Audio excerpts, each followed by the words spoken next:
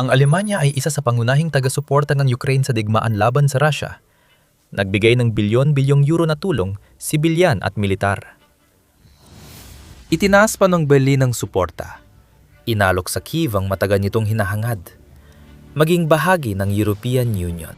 Maaring magbagong lahat dahil dito, lubos nitong mapapalakas ang kapangyarihan at impluwensya ng Ukraine, habang maiiwang walang kapangyarihan ng Russia at ang presidente nitong si Vladimir Putin. Walang kapantayang suportang ito na isinulat ng kansilyer ng Alemanya na si Friedrich Merz sa liham para kina Ursula von der Leyen at Antonio Costa, mga pinuno ng EU. Ibinahagi ang liham sa mga ahensya ng balita noong Huwebes, Mayo 21, at agad ding ibinahagi sa publiko. Sinimula ni Merz sa pagkilala sa mahirap na katotohanan na malamang ay hindi pa magiging ganap na miyembro ng European Union ang Ukraine sa malapit na panahon. Malinaw na hindi natin agad matatapos ang proseso ng pagpasok dahil sa maraming hadlang at komplikasyon sa politika ng pagpapatibay. Hindi yan ang gustong marinig ni Pangulong Volodymyr Zelensky na matagal nang isinusulong ang pagsali ng Ukraine sa EU simula ng digmaan nila sa Russia. Sa katunayan, ilang araw lang matapos magsimula ang pananakop ay opisyal ang nag-apply ang Ukraine na sumali sa Union, kung saan iminungkahi ni Zelensky na gumawa ng isang bagong espesyal na proseso para mapabilis ang karaniwang proseso ng pagpasok. Ilang leader ng Europa ang gustong sundin ang kahilingan at maraming bansa ang sumuporta sa mabilis na pagpasok ng Ukraine sa EU at pagbibigay ng lahat ng pribilehiyo sa lalong madaling panahon. Kahit noon, ang mga nasa pinakamataas na posisyon ng kapangyarihan ay nanawagan ng kalma at nagbabala na ang ganitong bagay ay hindi basta-basta mangyayari sa isang iglap. Sinabi ni von der Leyen, presidente ng European Commission, na suportado niya ang ideya ng Ukraine sa EU, pero kailangan pa ng panahon. Sa mga sumunod na buwan, hiniling sa Ukraine na magbigay ng ilang mahahalagang impormasyon at pagsapit ng huling bahagi ng Hunyo 2022, iginawad ng European Council dito ang katayuan bilang kandidato para sa pagpasok, na inilagay ito sa tabi ng iba pang mga kandidato tulad ng Albania, Moldova, Serbia at Turkey. Kung umaasa ang Ukraine sa mabilis na resolusyon sa mas malaking proseso ng pagpasok, ito ay mabibigo. Noong Disyembre ng 2023 lamang ng opisyal nang nagpasya ang European Council, nabuksan ang negosasyon para sa pagpasok kasama ang Kyiv at kinailangan pang maghintay ng bansa ng 6 na buwan bago talaga nagsimula ang mga negosasyong iyon. Habang lumilipas ang panahon, unti-unting napapalapit ang Ukraine sa pagiging miyembro ng EU, kasunod ng Estonia, Latvia at Lithuania na mga dating republikang Soviet na sumali na rin. Noong Hunyo 2025, hinarang ng Hungary sa ilalim ni Viktor Orban, na kilalang kaalyado ni Putin sa EU, ang pagsisimula ng usapan para sa pagpasok ng Ukraine. At kahit na napaalis na si Orban mula noon, maraming palatandaan na nagpapahiwatig na malayo-layo pa rin bago makamit ang ganap na pagiging miyembro. Sinabi ni Merz noong Hulyo ng nakaraang taon na baka abutin pa ng ilang taon, habang ayon kay von der Leyen, posibleng makapasok ang bansa sa EU pagsapit ng 2030 kung mapapanatili ang bilis ng reforma para matugunan ang pamantayan ng Unyon. Ayaw ng Ukraine na maghintay ng ganoon katagal, at ang mga leader tulad ni Merz ay nag-iisip ng mga alternatibong solusyon upang matulungan ng bansa na mapalapit sa mga layunin nito. Ibinaliktayan nito sa liham. Matapos aminin na malayo pa ang pagiging miyembro, isinulat ni Merz na iniisip niya ang pampulitikang solusyon na agad magpapalapit sa Ukraine sa European Union at mga pangunahing institusyon nito. Ipinaliwanag niya ang plano na gawing associate member muna ang Ukraine sa EU bilang pansamantalang hakbang bago maging ganap na miyembro. Mahalagang tandaan na ang associate membership ay hindi opisyal na umiral sa anumang mga patakaran o regulasyon ng EU sa kasalukuyan. Kaya't iminungkahi ni Merz na gumawa ang Unyon ng bagong uri ng pagiging miyembro para sa Ukraine na maaari ring gamitin sa ibang bansa sa hinaharap. Ipinagpatuloy ng Chancellor ang pagpapaliwanag na eksakto kung anong dapat isama sa bagong status na ito ayon sa kanyang paniniwala. Mas partikular, sinabi niya na ang isang associate member ay dapat magkaroon ng karagdagang mga karapatan at proteksyon kumpara sa isang karaniwang kandidatong sumapi sa EU, habang may mga karagdagang obligasyon din na kailangang tuparin upang tunay na makamit ang mga karapatan at proteksyong iyon. Kabilang sa iba pang bagay, sinabi ni Merz na bilang isang associate member, maaring payagan ng Ukraine na makilahok sa mga pagpupulong ng EU kahit wala itong karapatang bumuto. Mahalaga ito dahil dito natitipon ang mga pamahalaan ng EU para gumawa ng mahahalagang desisyon. Dito sila nagkokoordina tungkol sa mga parusa laban sa Russia, halimbawa. O pinag-uusapan kung paano pinakamainam na tulungan ng Ukraine sa pamamagitan ng suportang militar o makatao. Dito rin nila tinatalakay at pinapapasya ng mahahalagang issue na nakakaapekto sa Ukraine, gaya ng mga patakaran sa enerhiya, pondo sa muling pagtatayo, at mga estratehiyang diplomatiko. Kung makakadalo ang Ukraine sa mga pagpupulong na yon, magagawa ng mga opisyal ng Kyiv na direktang makaapekto at humubog sa mga talakayan, sa halip na umasa lang sa kanilang mga kaalyado na kumatawan sa kanila, at umaasa na lang na magiging maayos ang lahat. Magkakaroon din sila ng mas mabilis at direktang access sa impormasyong intelihensya tungkol sa kung paano gumagana ang EU at sa mga mahahalagang desisyong pampolitika na pinagdedebatehan ng mga lider nito. Pati na rin ang pagkakataong makausap at mahikayat ang mga ministro at lider habang nagaganap ang usapan. Sa ganitong paraan, pwedeng lumakas pa ang impluwensya ng Ukraine sa mahalagang desisyon gaya ng parusa sa Russia at mga plano sa pagkuha ng armas. Halimbawa, pinag-uusapan ng EU kung paano kukumpiskahin o i-freeze ang mga ari-arian ng Russia.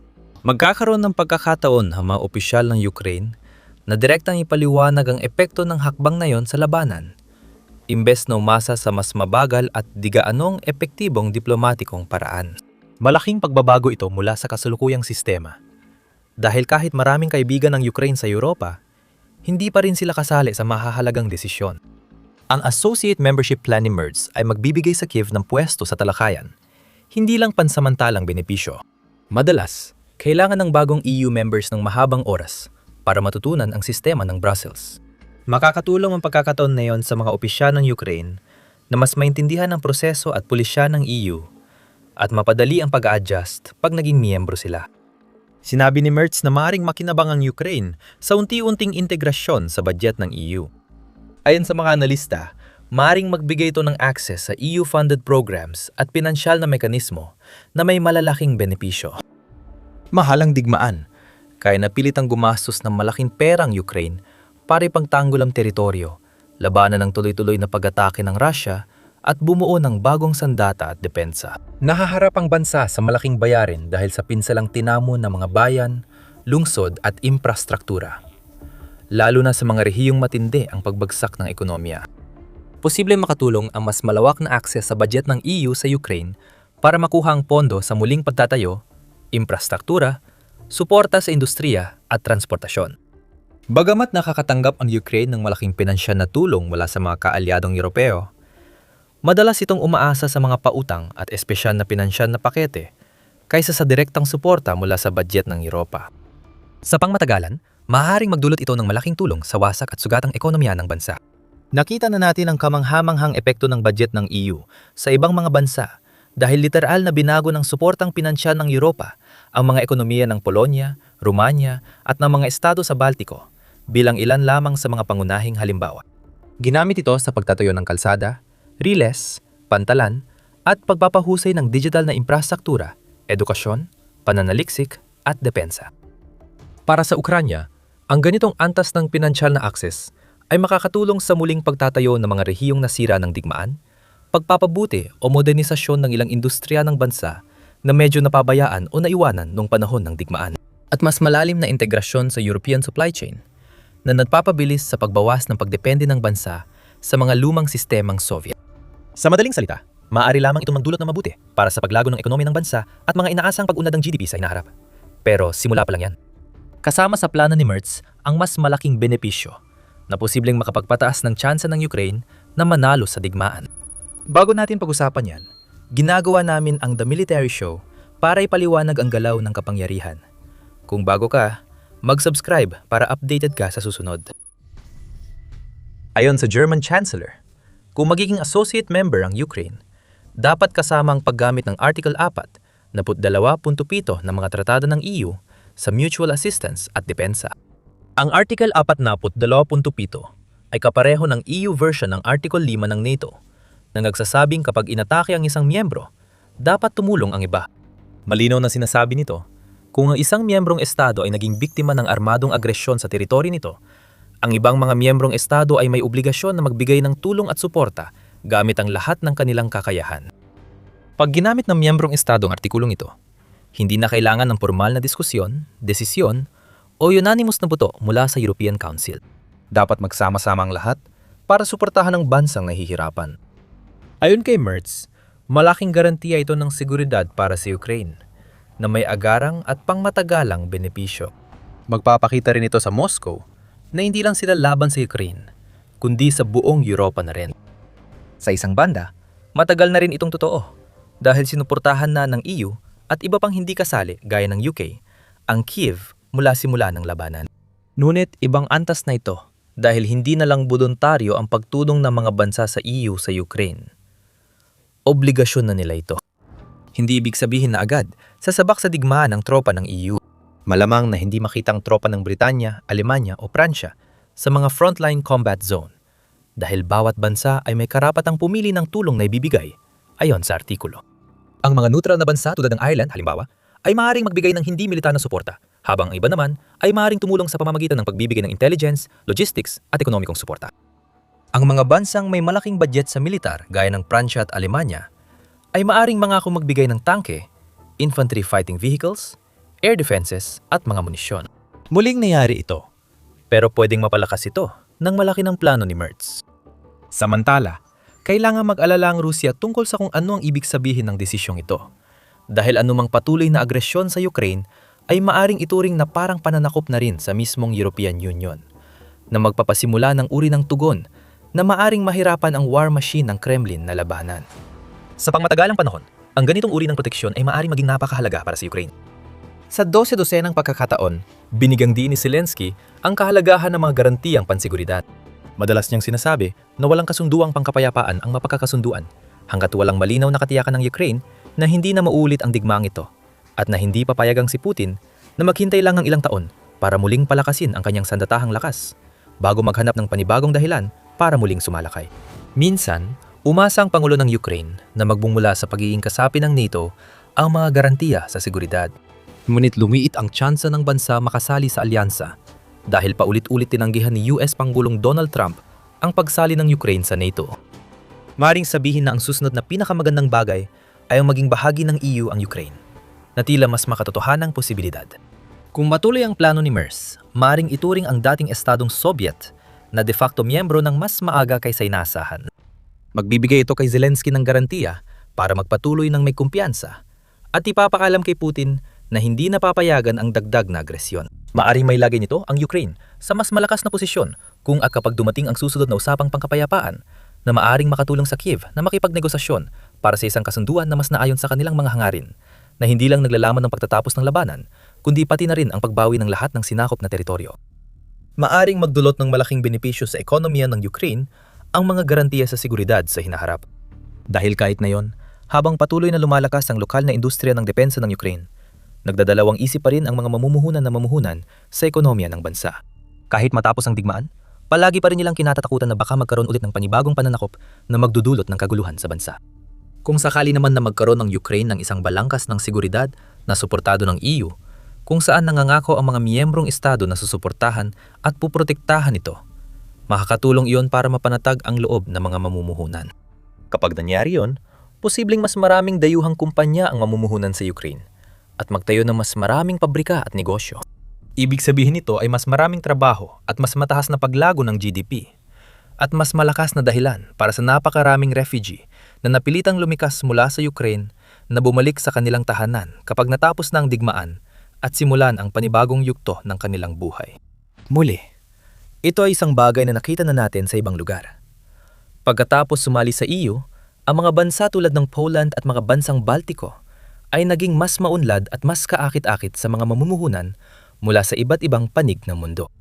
Iminungkahi ni Merz na bigyan ng Ukraine ng Assistant Rapporteur na papel sa hukuman ng katarungan ng EU bukod sa ibang benepisyo. Sa madaling salita, magkakaroon ng bansa na mababang antas na papel sa hudikatura sa estruktura ng Korte ng Europa. Hindi man ito direktang makakatulong sa mga sundalo sa unahan, mahalaga pa rin ito para matulungan ang Ukraine na may sama sa legal na sistema ng Europa at mas maging pamilyar sa mga pamantayang panghukuman ng EU. Makakatulong ito sa bansa na maisulong ang pagiging ganap na miyembro ng EU dahil kailangang sumunod ang mga kandidato sa mahigpit na patakaran at pamantayan. Nahihirapan ang Ukraine noon sa mga isyu na may kinalaman sa korupsyon, impluwensya ng mga oligarko sa pinakamataas na antas ng kapangyarihan, at mga usapin ng reforma sa batas. Dahil sa mas malapit na ugnayan sa Europa, mas madaling maiangkop ng mga korte ang sarili sa pamantayan ng EU. Mahalaga ito dahil malinaw na gustong maging bahagi ng EU ng Ukraine. Pero mukhang abutin pa ng ilang taon bago ito mangyari. Masigasig itong nagtatrabaho para matugunan ng mga issue at sumunod sa mga pamantayan ng rule of law na kailangan para sa pagpasok sa EU. Ngunit may ilang bahagi pa ring di natutugunan. Ang kasunduan ni MERS ay magbibigay sa Ukraine ng mga garantiya na kailangan nito ng mas mabilis, habang pinapadali rin ang mas malawak na proseso ng pagpasok. Ito ay magiging panalo para sa Ukraine sa maikli at mahabang panahon, at isang matinding dagok para sa Russia. Kasabay nito, may ilang mahahalagang pasubali. Sinabi ni MERS na ang anumang associate membership ay dapat may kasamang tinatawag na snapback mechanism, na magpapahintulot na kansilahin o bawiin ang estado ng bansa kung sakaling umatras ang Kyiv sa proseso ng pagpasok o hindi mapanatili ang mga itinuturing ni MERS na pangunahing halaga ng EU. Sa madaling salita, kailangan ng bansa na ipagpatuloy ang landas na sinusundan nito hanggang ngayon, na nagpapakita ng malinaw na dedikasyon sa pagtupad sa mga pamantayan ng EU at ginagawa ang lahat ng makakaya upang sundin ang lahat ng kinakailangang mga patakaran at regulasyon. Kung hindi, mapapatalsik ito. Mabuti na lang, walang senyales na mangyayari ito. Bagamat may ilang bahagi pang maluwag at may aktibong labanan na nagpapahirap sa sitwasyon, ipinakita ng bansa ayon sa European Commission ang kahangahangang kakayahan sa pagpapatupad ng reforma. Nakagawa ito ng kapansin-pansing mga pagbabago sa sistema ng hustisya at ekonomiyang pamilihan, habang nagsusumikap ding labanan ang korupsyon at money laundering, at nagpakilala rin ng mas maraming karapatan para sa mga pambansang minorya. Mahalaga ito para sa associate membership plan at pangmatagalang layunin ng bansa maging ganap na miyembro. Maaring tingnan ang panukalang ito bilang paraan para ipagpaliban o umatras sa pagbibigay ng ganap na pagiging miyembro ng Ukraine, dahil maaring igitilang sapat na ang associate membership para sa bansa. Paulit-ulit na iginiit ni MERS at iba pang opisyal ng EU na tuloy pa rin ang plano na gawing miyembro ng EU ang Ukraine sa hinaharap. Sa madaling salita, hindi layunin ng plano ni MERS na palitan o alisin ang buong proseso ng pagpasok. Isa lamang itong pansamantalang solusyon, isang paraan para mabigyan ng karagdagang suporta at karapatan ng Ukraine na kailangan nito upang mapalakas ang posisyon nito sa digmaan. Ayon kay MERS, ang mungkahi niya ay sumasalamin sa natatanging sitwasyon ng Ukraine, isang bansang nasa digmaan. Makakatulong ito upang mapadali ang kasalukuyang usapang pangkapayapaan bilang bahagi ng isang napagkasunduang solusyon para sa kapayapaan. Sabi pa niya, mahalaga ito para sa seguridad ng Ukraine at buong Europa, at maaring malapit ng magkaroon ng associate membership. Umaasa siyang mapag-uusapan ito kasamang mga lider ng Europa sa mga susunod na araw. Layunin niyang agad makamit ang kasunduan at magtatag ng nakatalagang task force para isaayos ang mga detalye. Ayon kay MERS, dapat makatanggap ng dagdag na suporta ang mga estado sa Balkan at Moldova sa pagpasok nila sa Unyon. Ngunit hindi niya iminungkahi na maging associate members sila.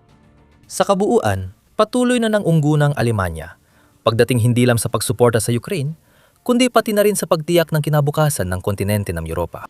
At kung maaprubahan ang plano ni Chancellor Merz, maaari nating makita sa lalong madaling panahon ang mas matibay na ugnayan sa pagitan ng EU at Ukraine kaysa dati, na may mas marami pang suporta sa iba't ibang anyo at isang hanay ng mga bagong problema na kailangang pag-isipan ni Putin. Lalong nataranta ang Pangulong Ruso matapos mangako ang 12-12 ng bansa na parusahan siya dahil sa mga krimen niya sa Ukraine, na mapapanood sa aming video. Bilang alternatibo, panoorin mo ang video na ito para sa mga balita mula sa frontlines na nagdedetalye kung paano nakapagtala ng malaking paglusot ang mga puwersa ng Ukraine at maaring papunta na sila sa muling pagbawi ng lungsod ng Pokrovsk. Huwag kalimutan mag-subscribe sa Military Show para sa mas marami pang ganitong video. Salamat sa panonood.